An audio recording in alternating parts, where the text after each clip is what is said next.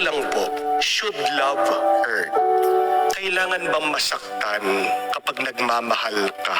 Para sa akin, hindi naman kailangan. Minsan, may mali tayong pananaw ng pagmamahal. Akala natin, ang tunay na pagmamahal ay pagsasakripisyo lang. Oo, pagmamahal sa asawa mo, kung ibibigay mo lahat ng sweldo mo at ng pera mo sa kanya, kahit na walang matira sa'yo.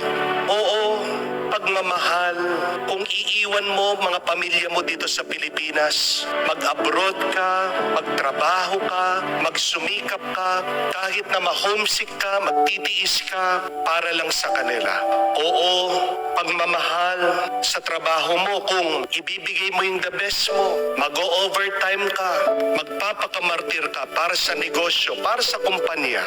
Oo, pagmamahal sa bansa, kung kaya din nating alay ang ating sarili, magpakamatay kung malulusubin tayo ng mga kaaway.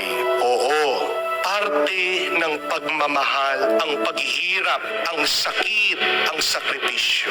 Pero kalahati lang yan ng pagmamahal.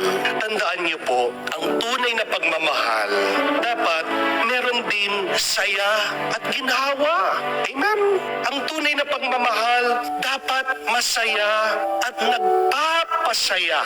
Yes, it is true. Love hurts. But we forget, love should also must be happy. Love should also means being joyful.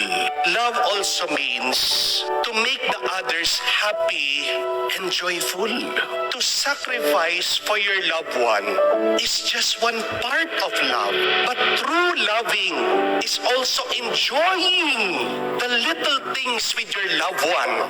Do you enjoy the little things, the simple things, life with your loved one?